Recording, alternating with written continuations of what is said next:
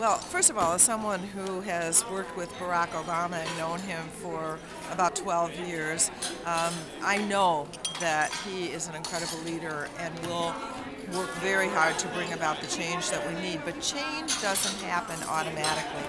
And I think that was really the takeaway message of this panel on women's leadership.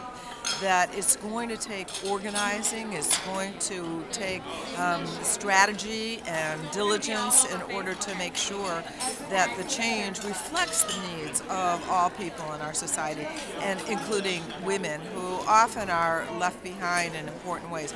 The people who care for the children, care for their elderly relatives, who are often the last hired and first fired. And so we have a very important agenda that we're going to have to work together, but we will have a responsive administration to work with, and that's the really good news. But now that Barack's elected, we can't all go home and say, oh well, now he's going to take care of us. That never happens, and women are going to need to continue to fight on. Is open to listening. He stands for the basic issues, and now it's up to us to make sure they get through the House and the Senate.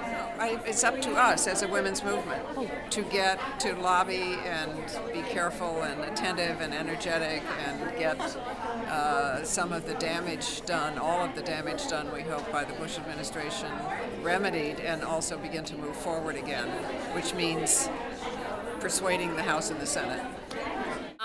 So what I think is most important about Barack Obama's presidency, and actually his whole campaign, was his ability to build a movement around him and build a team around him and inspire people who otherwise wouldn't have gotten involved in this movement. And I believe that's going to carry over for women across the nation. He has inspired them to get out and vote for maybe the first time or the first time in 20 years or 30 years or 40 years. And now they've been bitten by the bug, and now we're going to be a force to contend with as we really push this administration and hold them accountable for the things that we need and want for our communities and our families.